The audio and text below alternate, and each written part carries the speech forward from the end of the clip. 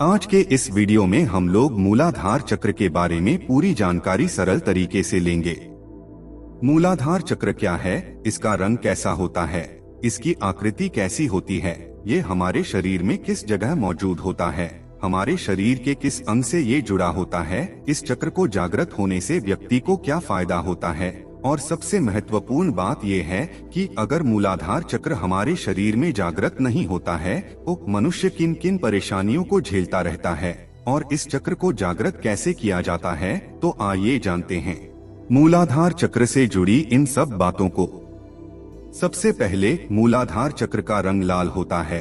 इसकी आकृति 4 पंखुड़ियों वाला कमल फूल के जैसा होता है। ये हमारे शरीर के सबसे निचले हिस्से में मौजूद होता है। इसके साथ शरीर के कुछ अंग जैसे किडनी, पैर, घुटने, इम्यून सिस्टम, हड्डियों के जॉइंट जुड़े होते हैं। मूलाधार चक्र जागृत होने का ये फायदा है कि व्यक्ति को वर्तमान जीवन जीने की इच्छा होती है। ऐसे व्यक्ति को धरती से लगाव होता है, जैसे खेती करना, बागबानी करना। वो व्यक्ति संसार में सुरक्षित महसूस करता है।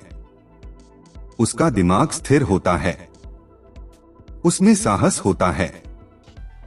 वो व्यक्ति सेहतमंद तथा फुर्तीला होता है और लोगों पर भरोसा करने वाला व्यक्ति हिम्मत वाला तथा व्यावहारिक व्यक्तित्व वाला होता है।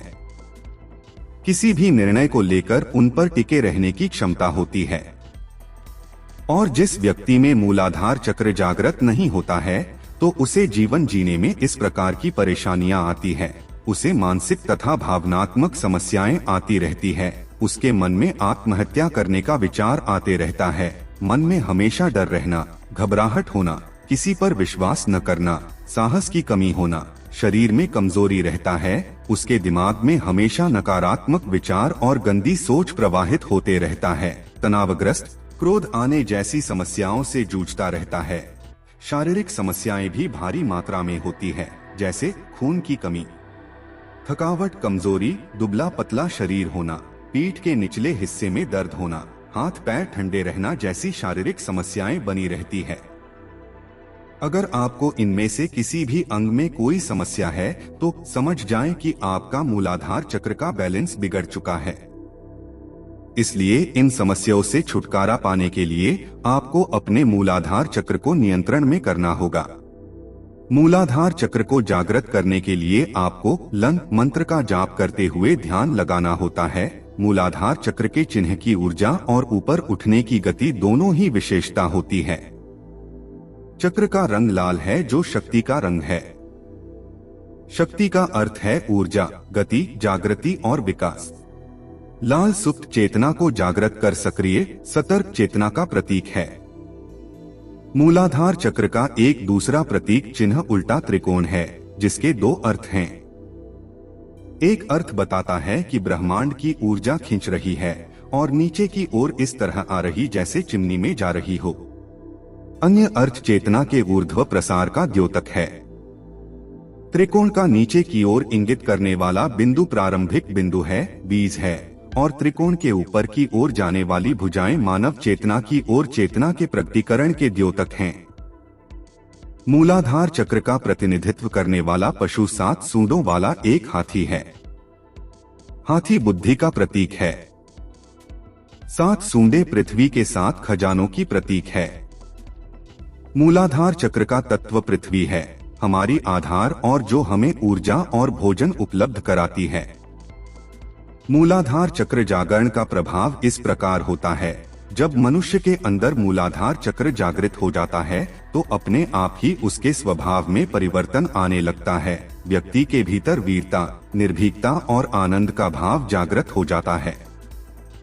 और दूसरे शब्दों में हम कह सकते हैं कि सिद्धियां प्राप्त करने के लिए वीरता, निर्भीकता और जागरूकता का होना जरूरी है। इस चक्र के जागृत होने से मन में आनंद का भाव भी उत्पन्न हो जाता है।